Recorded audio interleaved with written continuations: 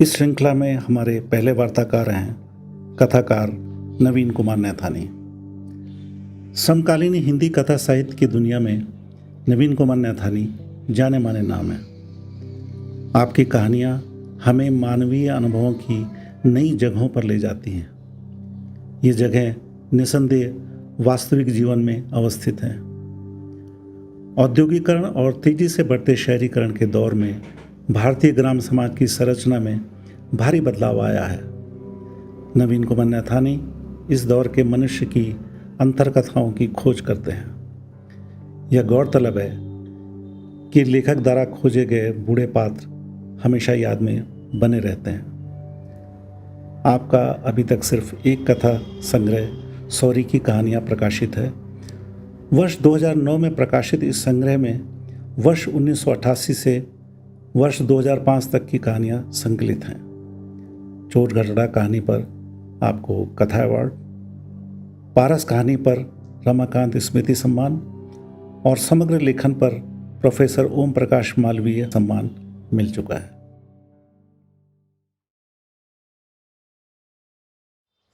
नवीन, कहानी के बारे में या सीजन का कोई भी माध्यम हो, उसके बारे में मेरा मत है कि वह एक तरह से एक व्यवस्था की तलाश है। कोई भी मनुष्य जब अपने बालपन में रहता है तो उसके लिए उसकी दुनिया घर और आसपास का परिवेश होता है और उसको ये एहसास होता है कि उसके माँ और बाप जो हैं वो सुप्रीम है, सब कुछ उनके नियंत्रण में है और वो सुरक्षित रहता है। लेकिन जैसे ही वो बड़ा होता है, उसको होश आता है, वो व्यापक दुनिया से इसका संपर्क होता है, तो तब उसको अस्थिरता महसूस होती है दुनिया में, क्योंकि वो सब कुछ जानना चाहता है। तब वो कला की ओर झुकता है ताकि वो एक व्यवस्था तलाश करे कि ये दुनिया कैसे चल रही है। तो इसकी शुरुआत में मेरे ख्याल है हम सभी लोगों ने पढ़ने से शुरुआत करी थी और हमारी जो पढ़ने की ललक है वो भी इसी का परिणाम लगती है मुझे। तो मुझे याद है कि तुम शुरुआती दौर से ही बहुत सी किताबों का जिक्र करते थे। मैं आपको याद दिलाना चाहूँगा फिर से कि शुरुआती दौर में कौन सी किताबें थी जिन्होंने आपको लिखने और पढ़ने के लिए प्रोवोक किया। बहुत मतलब मैं इसको इस समय बहुत उसके साथ नहीं कह सकता हूँ कोई ख़ास एक किताब का जिक्र करूँ, क्योंकि अलग अलग वक्तों में भी बचपन में तो ये था कि जो भी हाथ में आ गई पढ़ ली। जैसे बहुत छुटपन में जो है पिताजी मेरे नैनीताल में थे उस समय, तो मैं उनके साथ रहता था। यहाँ माँ थी और छोटी बहन थी, तो वो दुर्गा शाह लाइब्रेरी से जो है किताबें लाया करते थे नैनीताल में। और मुझे अभी तक याद है उनका लाइब्रेरी कार्ड था G33, G33 जो था उनका वो मेंबरशिप नंबर जो था। और तो किताबें कई बार लाता हूँ उनको देख करके, तो कुछ कुछ किताबें अब याद भी नहीं है क्या क्या पढ़ी। हाँ, ये ज़रूर है कि उस समय जो अभी जो याद है, जो यशपाल की किताब थी, यशपाल की देशद्रोही, वो उस समय पढ़ ली थी, बहुत छुटपन में पढ़ी। उसका कोई बहुत असर इस समय नहीं है। बाद में जब हम यहाँ फिर कुछ जैसे लाइब्रेरी है यहाँ इंटर कॉलेज की, उसकी लाइब्रेरी से जो है माँ को पढ़ने का शौक़ था, माँ मंगाती थी किताबें, तो कुछ किताबें यहाँ से लाइब्रेरी से आ गई। तो माँ को तो ज़्यादातर वही पढ़ती थी, भूतनाथ और देवकांता संतति। तो यहाँ से कुछ किताबें आई होंगी, कुछ घर में थी, घर में जैसे सत्यार्थ प्रकाश भी रखी हुई थी, तो सत्यार्थ प्रकाश भी पढ़ी, जो जो मिला वो पढ़ लिया। और क्या मिला उसका उस समय कुछ समझ में आने वाला नहीं था।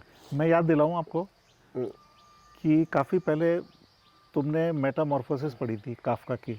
हाँ, उससे तुम्हें काफ़ी प्रभावित किया था, मेरा ऐसा ख्याल है। हाँ, मेटामॉर्फोसिस का तो वो ये मामला है कि वो तब तक जब हम सचेत रूप से पढ़ना शुरू कर चुके थे, वो बल्कि मेरे 11वीं 12वीं के बाद की बात है, जब देहरादून में हम थे, तो हमारी फिर वो दोस्ती हुई, पढ़ने लिखने के ऐसे लोगों से मुलाकात हो गई। राजेश सेमवाल से मेरी मुलाकात हुई उसी समय।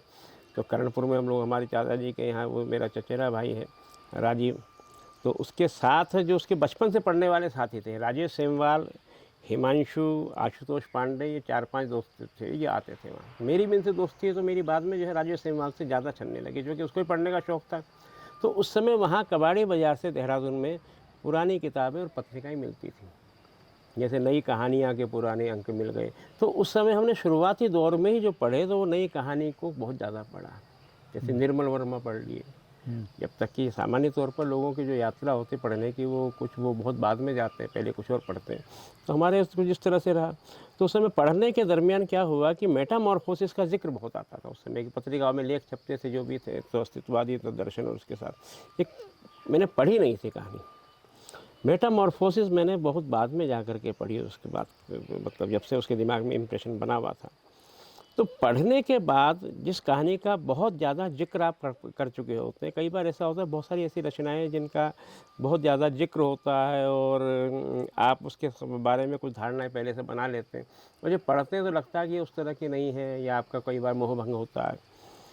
तो मेटामॉर्फोसिस जब मैंने पढ़ी तो पढ़ने के बाद उसने इस कदर बांधा कि मैंने कहा यार ये इस आदमी ने मतलब किस तरह से लिखा होगा, ये उसको कितनी तकलीफ़ उठानी होगी, कितना दंश उसने उठाया होगा, कि जैसे उसके अंदर एक ज़िक्र आता है कि वो जब कीड़ा बनता है और वो छुपने की कोशिश कर रहा है अपनी बहन से, और उसका मंगेतर जो है वो आ रहे हैं घर में, और वो शुरू में तो उनके प्रति उनका घर वालों का भाव एक सहानुभूति का होता है, और बाद में वो भाव सहानुभूति का नहीं रह जाता है, बल्कि वो उससे फिर वो अलग अलग उसको किनारे करने लगते हैं।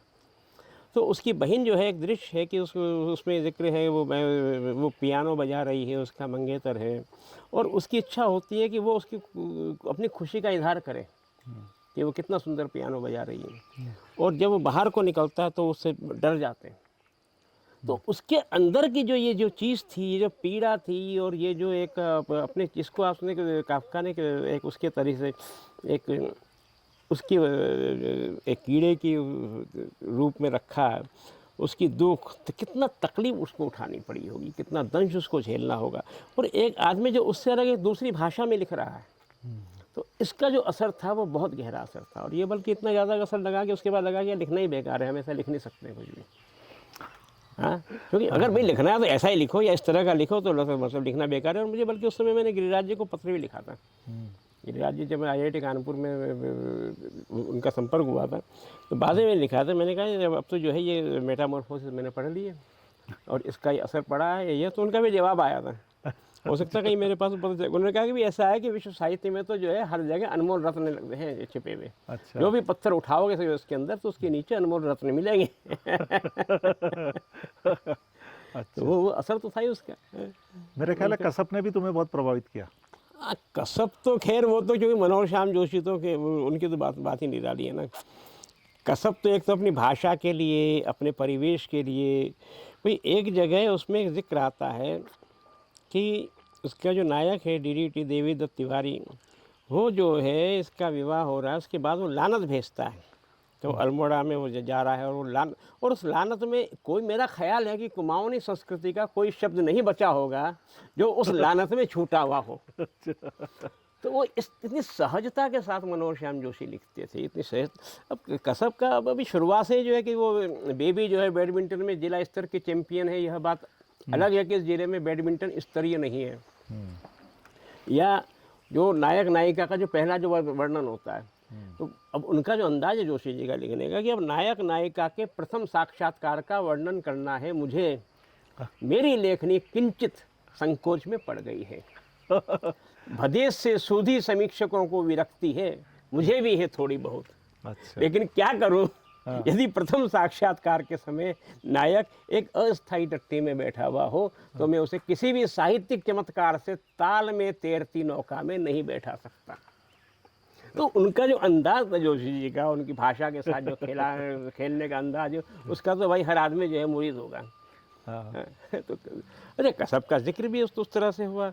और हालांकि उनका जो बड़ा उपन्यास है कुरुकुरु स्वाहा, कुरुकुरु स्वाहा को अगर हम कहें कि ये एक तरह से हिंदी का शायद पहला उत्तर आधुनिक उपन्यास है। और ये बात जोशी जी के बाद की जो संस्मरण उनके आए, उनके संस्मरणों में भी आया कि ये लोग जो है लखनऊ में मतलब सन 60 के आसपास वो सब बातें और बहसें कर चुके थे, जो यहाँ जो है 80 के बाद जाकर के हिंदी में सामान्य तौर पर ये बातें होने लगी। तो वो लोग पढ़े लिखे लोग थे, और असर तो जोशी जी का खैर रहा ही रहा कि भाषा पर, क्योंकि और वो बांधने वाले लेखक हैं। हमजाद है, अब हमजाद मतलब इतना गलीज अफसाना है वो, मतलब आपको ताज्जुब होता है कि कैसे आप मतलब इसको कोई आदमी लिख सकता है। जोशी जी ने वो भी लिखा है कि हमजाद जो है वो उसके बिल्कुल दो काउंटर पार्ट है, और एक साथ पैदा हुए हुए हैं और वो उसको बुराई के लिए वो बिल्कुल एकदम उल्टा है। तो उसकी कल्पना कर सके। इस किताब का मेरा ख्याल है ज़्यादा जिक्र नहीं हुआ है हमज़ाद का। तो जोशी जी बहुत बड़े लेखक थे, मनोज जोशी, और उनका असर तो पढ़ना ही पढ़ना था। मुझे एक दौर की मुझे याद है, तुमने विज्ञान कथाएं भी खूब पढ़ी, हाँ, विज्ञान कथाएँ तो बहुत पढ़ी मैंने। या विज्ञान का हाँ, विज्ञान साहित्य कथाएँ जो है? पढ़ी थी मैंने। वो तो शुरू का, बल्कि उस समय की बात थी कि जब मतलब मेरा एक ट्रांजिशन फेज़ था। तो जब मैं साइंस की तरफ आया हूँ, आकृष्ट हुआ हूँ, तो वो विज्ञान कथाओं की वजह से भी आया, और कुछ विज्ञान लेखन भी जो है इनमें, जैसे एसिमोव की कहानी है टेक अ मैच, एक अद्भुत कहानी है वो। उस कहानी के अंदर क्या है कि वो हाइपर नेविगेशन की कहानी है, और उस कहानी में स्पेस में जॉय राइडिंग के लिए लोगों को ले जाते हैं, चलते हैं, यात्रा करते हैं, और जो स्पेस क्राफ्ट है वो फ्यूजन रिएक्शन से काम करता है। जो फ्यूजन रिएक्शन, जिस रिएक्शन के बेस पर जो हाइड्रोजन बम भी बनते हैं, और जो इंटरस्टेलर जो स्पेस है, अंतरिक्ष में कुछ जगह जो है छोटे छोटे से हाइड्रोजन के एटम्स हैं, और वो उन एटम्स से इकट्ठा करके उनसे फ्यूजन रिएक्शन करके उनके अंदर एक वो कल्पना की गई कि उसके अंदर एक फ्यूजन चैम्बर है, और उस चैम्बर के अंदर से एनर्जी मिलती है। हाँ। अब जॉय राइडिंग हो रही है, लेकिन क्या होता है कि बीच बीच में कई जगह ऐसा है कि कुछ क्लाउड्स हैं बहुत गहरे, और वो क्लाउड जो है मतलब 10,000 प्रकाश वर्ष चौड़े हैं, 20,000 प्रकाश वर्ष हैं।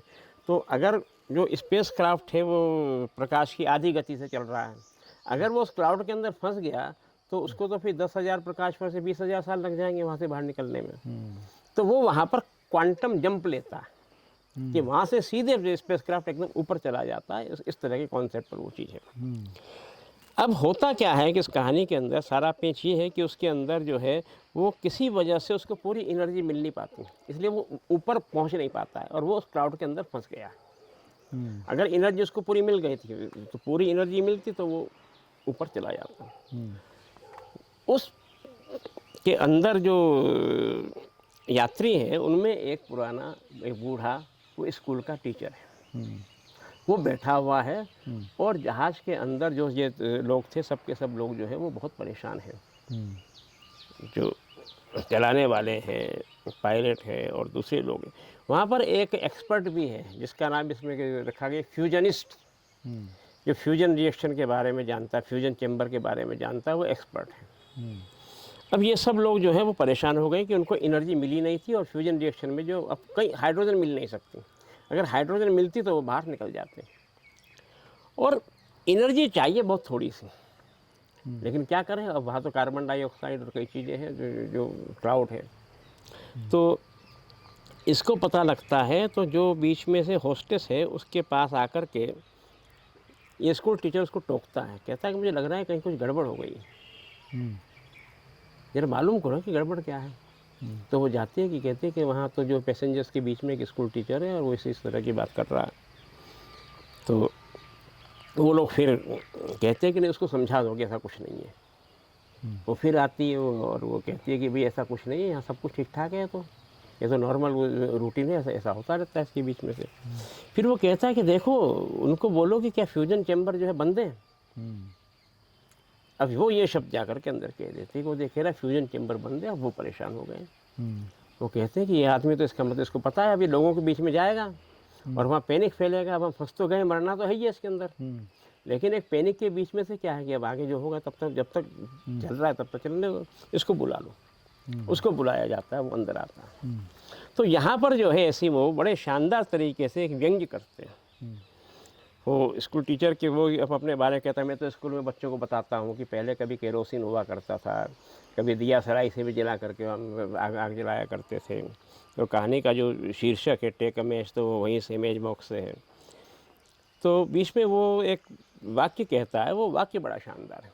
वो ये कहता है कि fusionists are specialist and specialist always live in their speciality. अच्छा। तो वो उनको कहता है कि भाई आप स्पेशलिटी में हो तो आप इसके बारे में सोच ही नहीं सकते कि इसके अलावा भी कोई और तरीका है। तो वो उनको एक साधारण रिएक्शन बताता है, एक एक्सोथर्मिक रिएक्शन है जो कार्बन डाइऑक्साइड से हो सकती है, और उसको मिल करके उतनी एनर्जी मिल जाएगी, उसको वहाँ पर डाल लो और आप जो है बाहर निकल जाओगे क्लाउड से बाहर। तो वो ऐसा करते हैं और ये शिप क्लाउड से बाहर आ जाता है। जब क्लाउड से बाहर आता है तो अब फ्यूजनिस्ट और वो सारा क्रू मेंबर जो है जहाज़ के, वो कहते हैं कि अब इसको जब तक वापस नहीं लौटेंगे इसको यहीं के बीच में रखना, अपने बीच में, पैसेंजर के बीच में नहीं जाएगा। तब ये बताएगा कि ये कह देंगे कि हम लोग कितने बेवकूफ़ हैं। ये कहानी है सीमो की। बड़ी रोचक कहानी है। हाँ, तो साइंस फिक्शन तो है ही इस तरह का ना, जिसके अंदर कल्पना भी है। आप बहुत समय से पोस्ट ग्रेजुएट कॉलेज में फिजिक्स पढ़ा रहे हो, कुछ जिज्ञासाएं मेरी भी हैं। पिछली सदी के शुरुआती दशकों में भौतिक शास्त्रियों ने यह मान लिया था कि भौतिक शास्त्र से संबंधित सारी खोजें जो हैं वो पूर्ण हो चुकी हैं, अब शायद उनकी ज़रूरत नहीं है और शोध करने की ज़रूरत नहीं है। लेकिन उसके बाद दुनिया बहुत बदली है। इसके बारे में आजकल क्या बहस फिजिक्स में चल रही है? देखिए, ये तो पहले से ही, मतलब उससे पहले ही, बल्कि 20वीं शताब्दी से पहले ही ये मैक्स प्लांक के टीचर थे लॉर्ड केल्विन। तो केल्विन ने भी प्लांक को कहा था कि यार क्या कर रहे हो तुम, कहाँ जाओगे फिजिक्स में काम करने के लिए, दूसरे सब फील्ड है कि यहाँ तो अब सब कुछ, बस 2 छोटे छोटे हर्डल हैं, ये हर्डल बस, और ये भी 5-10 साल में ख़त्म हो जाएंगे, तुम्हारी यहाँ ज़रूरत ही नहीं पड़ेगी तुम्हारी प्रतिभा की। और एक हर्डल जो है वो अल्ट्रावायलेट कैटास्ट्रॉफी का था और ब्लैक बॉडी रेडिएशन प्रॉब्लम थी, और दूसरा ये हर्डल जो है वो ईथर का है कि लाइट जो है वो ईथर के बारे में, जो लाइट की स्पीड के बारे में था बस। लेकिन वो दोनों हर्डल, जब मज़े की बात, जिसमें एक तो प्लांक ने ही उसमें से दूर किया तो उससे जो है पूरी क्वांटम मैकेनिक्स निकली आगे, और दूसरा आइंस्टीन ने किया जिससे जो है हमारे पूरा स्पेस और टाइम इन सब चीज़ों के बारे में बदल गया।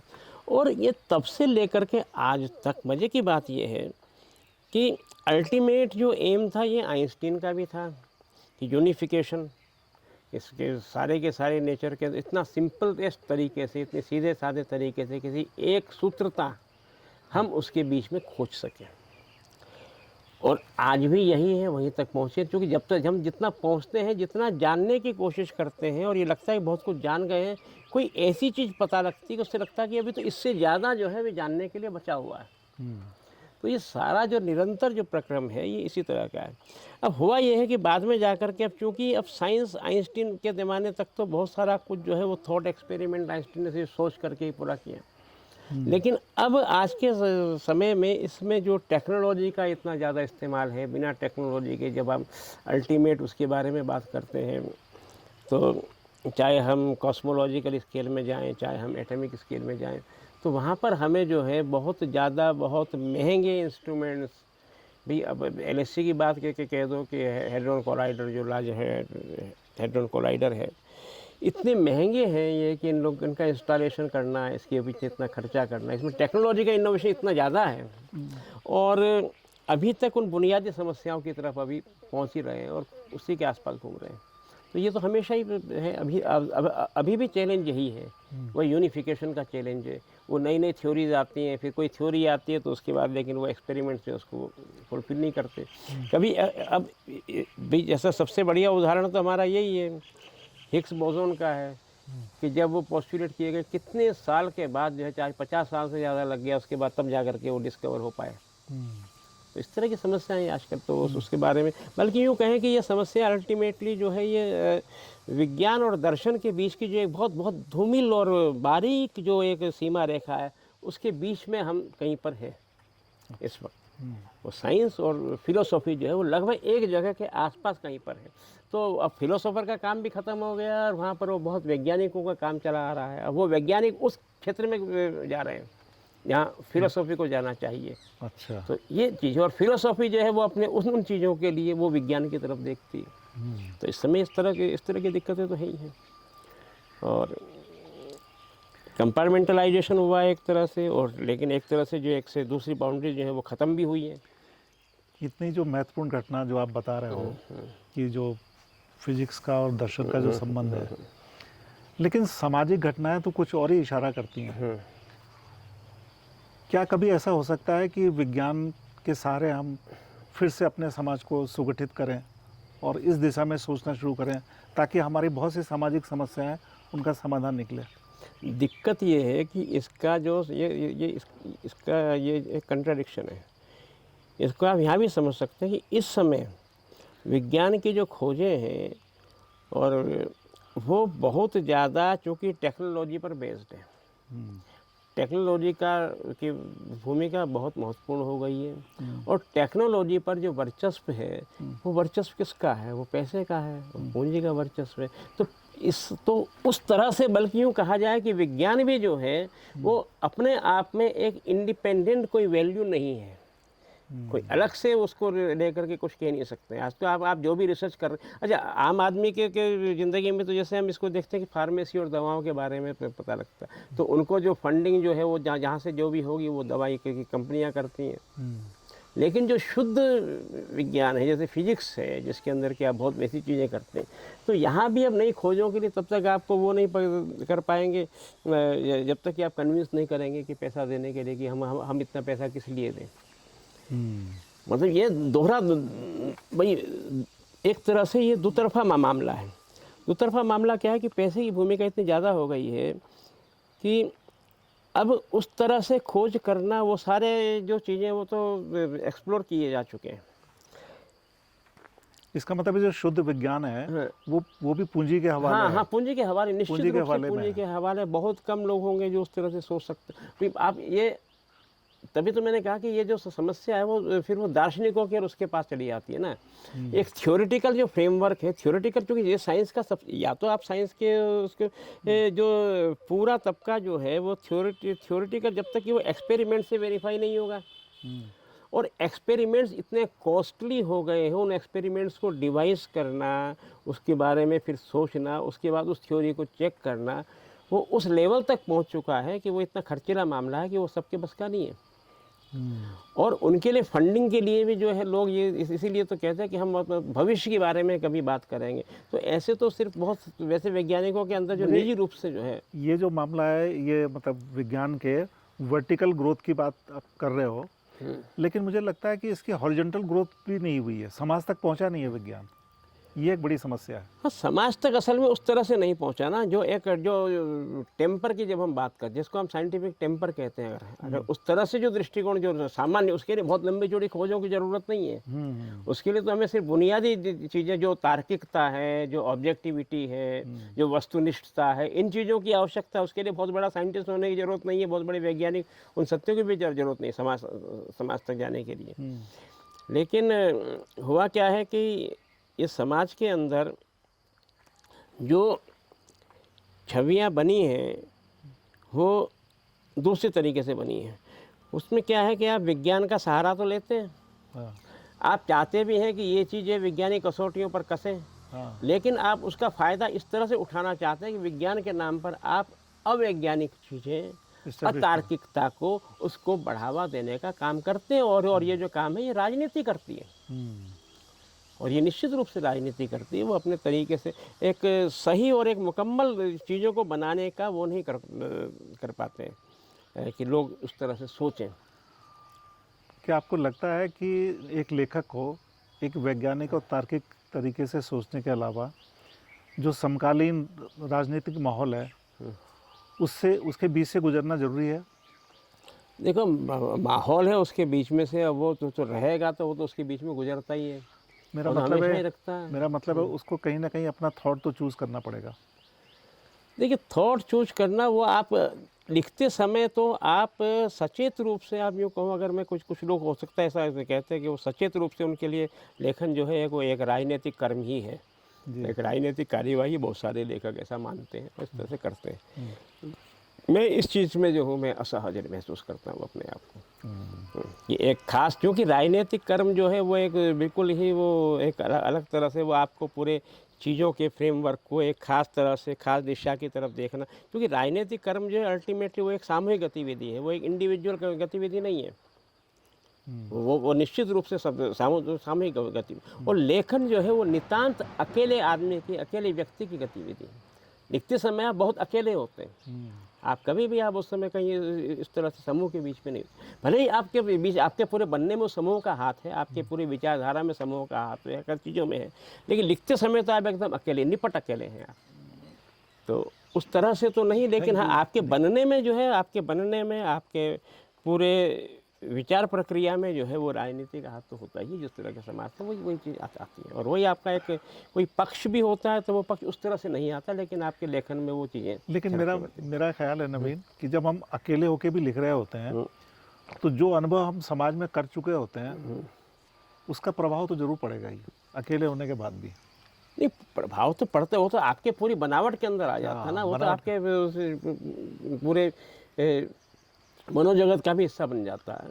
जो अनुभव जो आप लेते हो उसी से तो आप बनते हो, और लेखन अंततः अपने आप को अभिव्यक्त करने के लिए ही तो है।